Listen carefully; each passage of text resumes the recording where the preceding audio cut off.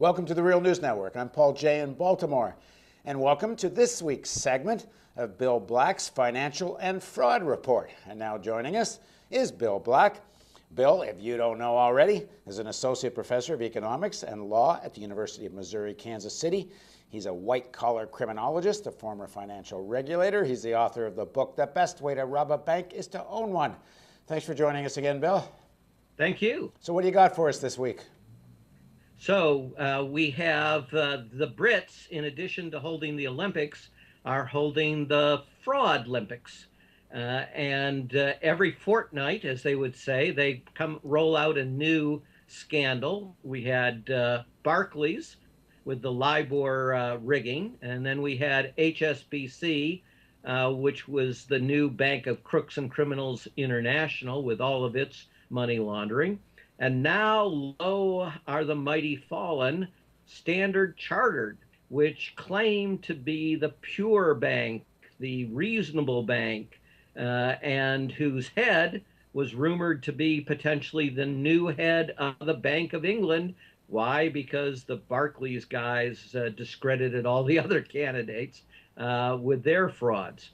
And now the New York Banking and Securities Regulator is charging that Standard Chartered was, and I'm quoting, a rogue bank that deliberately stripped away identifiers to hide illegal money laundering to Iran, which it said was which the New York banking authorities said was going to fund terror and, of course, potentially nuclear weapons. So that's the biggie that we're dealing with. What did they find? What today. were examples of what they did?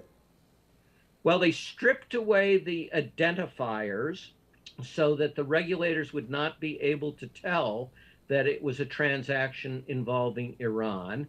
And according to the New York banking authorities, this was so ingrained and institutionalized that they had a procedures manual that taught people how to strip it away. And when U.S. senior banking executives for Standard Chartered objected to this and noted that it was a violation of the law and could expose the bank to enormous penalties, got back this response, well, who is the United States to tell us how we should be dealing with Iran?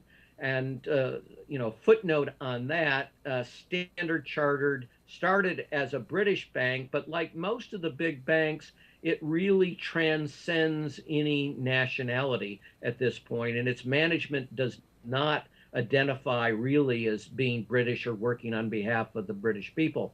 Standard Chartered is unusual in being the huge bulk of its operations deal with the Middle East in particular and other oil-producing nations, and with Asia. And so it has surged with the petrodollars and with the spectacular rise of China and India. As I said, it has cultivated a reputation for being the responsible, reasonable bank. And so to find that under that veneer was actually, not only mass transactions in violation of the law, but books about how to get away with it, and then quashing the messengers who threatened to blow the whistle. It all sounds a whole lot like HSBC, which we had thought might be the dirtiest of the dirty. Now, the reason they're subject to U.S. regulatory authority is because they do some banking in the U.S., and if you have one foot here, you come under U.S. regulations. Is that it? Well, they do an estimated $250 billion U.S. transactions a day out of their New York office. So it's not like they have some itty-bitty footprint here. The United States operation is critical to everything they do worldwide. And one of the things that the New York authorities could do, they have not in the past done this, but they could remove the authority of Standard Chartered to operate in the United States. And if they were to do that, that would be by far the most significant penalty that has been imposed for money laundering. Right. Because, and I know listeners will and viewers will understand this one, guess what? Uh, None of these violations, these really massive violations of the money laundering rules and laws by the giant banks has resulted in anybody going to prison in the recent era. Right. I should add just one piece of context, which is not really a financial piece of this story, but we've reported this often on the Real News, which is there is absolutely no evidence, in fact, that Iran has a nuclear weapons program. There is no evidence they're in violation of the Nuclear Proliferation Treaty. The IAEA has no finding against them, and in fact, the American intelligence agencies, all of them in the last report, said there's no evidence there's an active weapons program. And in spite of all that, there is these severe sanctions against Iran. But I guess the point here is they are violating the law, and that's and whether it's Iran or whether it's justified or not justified, the bank is still violating law and carrying on secret dealings. As we know, this and other banks are doing it not just about Iran. They seem to be doing it on a whole range of things. Anyway, what else you got for us, Bill?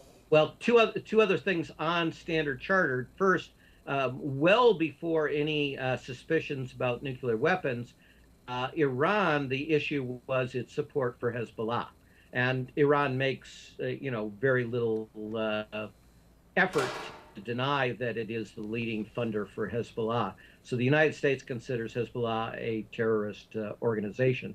The second thing is viewers need to know that the other U.S. banking agencies are in an uproar, not against Standard Chartered, but against the New York regulators, claiming that they don't think there is a massive violation and that the New York folks should not have gone ahead on their own. And so there's quite a war between the federal and state regulators. Well, what's that about? Well, from the perspective of the state regulators, this is a continuation of the crisis that we've been going through for 10 years, where the federal regulators not only failed to take any action that was meaningful against massive violations of law and the rules, but actually tried to prevent the states from taking action through what is called preemption. From the federal perspective, they think that everybody in New York is running for higher office. And of course, both the Attorney General Spitzer and Attorney General Cuomo became governors of New York on the basis of, in large part, their record in going after the Wall Street crooks. So they're very suspicious the New York banking regulator has the same political ambitions. Well, there's another political aspect too. I mean, here they're going after them because of the Rand thing, but how, they don't seem very serious about going after a bilking of the American people through all kinds of levels of fraud. Well, that's not necessarily fair about the New York banking authorities. They have tended to be aggressive in multiple areas. But it is true that there is next to no aggressiveness at the federal level. Some exception, you got to get the Commodities Future Trading Commission some credit for continuing to go forward for years over British opposition and getting documents that help bust the LIBOR scandal. Yeah, I'm talking more about the Justice Department. That's what I have in mind. Well, the Justice Department is not involved in this action at all at this point, and that's one of the questions. Will the Justice Department, which has vastly more resources than the New York State, actually bring a prosecution? Right. Okay, what else you got for us this week? We have something from the heartland. I'm here in Kansas City, Missouri, less than a mile from Kansas, and we've just had primary elections here, and there has been an enormous development in Kansas in Republican politics, and that is that there has been wiping out of the moderate voice of Republicans in Kansas. And those moderates had key positions in the leadership in the state legislature. And so Governor Brownback, who is extremely conservative, helped lead this revolt. And it did so in the context, in particular, of trying to get a dramatic change in taxation in Kansas that's going to have a great effect on Kansas in multiple ways and are important to the rest of the nation because Kansas may actually be quite a leader in some of these movements. So, what have they done? Uh, what they've done is to deliberately make taxes considerably greater inequality in their taxation system. And they did so primarily by reducing taxes for wealthier people in Kansas and dramatically increasing taxes for the working poor by eliminating the state earned income tax credit and starting taxation at a much lower point in income than used to be the past. So this is a income transfer uh, overwhelmingly from working class people in citizens of Kansas to the wealthiest folks in Kansas. The effort to get this tax change and the effort to wipe out the moderates in the Republican Party was led by the Chamber of Commerce in Kansas, which was funded overwhelmingly by the Koch brothers. And why this is important is first, it's going to cause significant fiscal problems down the road in Kansas because it's part of a program to eliminate the income tax that is likely to lead to deficits unless we get a very strong recovery quickly. And second, it's going to really threaten Kansas's claim to fame. And if you're not from the heartland, you may not know that Kansas has really superb elementary and secondary education in some of the suburbs near Kansas City and a really superb university system. Well, all of that's going to be imperiled by this change. And this change in politics is also going to bring to power folks who are far more likely to oppose teaching of evolution as science.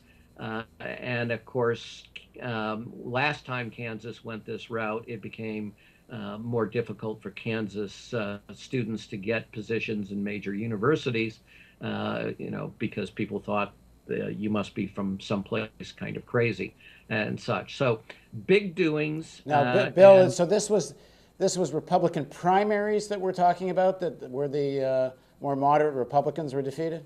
This is Republican primaries, but these are in exceptionally safe districts for Republicans. So What are the demographics of those districts? They vary, but it includes so a brief tour of Kansas.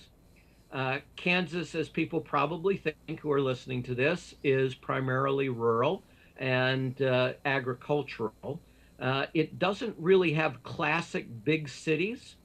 Um, so it's one of its biggest cities is really a suburb of Kansas City, Missouri. It's Johnson County, which tends to be more moderate, but increasingly primary politics are dominated by exceptionally conservative folks. So even in the more moderate sections of Kansas, the Republican Party now is saying that a moderate cannot survive.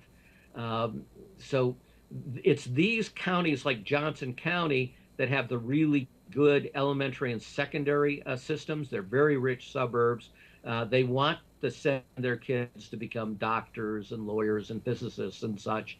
And so the assault that's going to come on education and especially, of course, on evolution, it will turn out to be very bad. Right. So what's happening in Kansas is the rural counties are overwhelmingly losing population. And they're, of course, not only losing population, but in many cases, they lose their best and brightest kids. They go to university elsewhere, and they never come back to those rural areas. And that process is likely to increase. one of the wars in Kansas politics was about illegal immigration, but in an odd way that the rest of the nation may not realize, because the Republican Party in Kansas was split among those that were closest to business interests, who wanted no crackdown on illegal immigration, and those who were more socially conservative, who wanted an intense crackdown on undocumented workers. Right, right. So Dorothy, someone might send a message that Dorothy might want to stay in Oz. Well, in terms of Tom Frank's book, What's the Matter with Kansas? It's time for the update. You know, what's going to be the matter with Kansas? They really are taking the crown jewels of Kansas, which has been their educational system, and endangering them very badly. All right, thanks for joining us, Bill. Thank you. And if you want to see more of Bill Black's weekly financial report, don't forget there's a donate button over here, because if you don't click on that, we can't do this.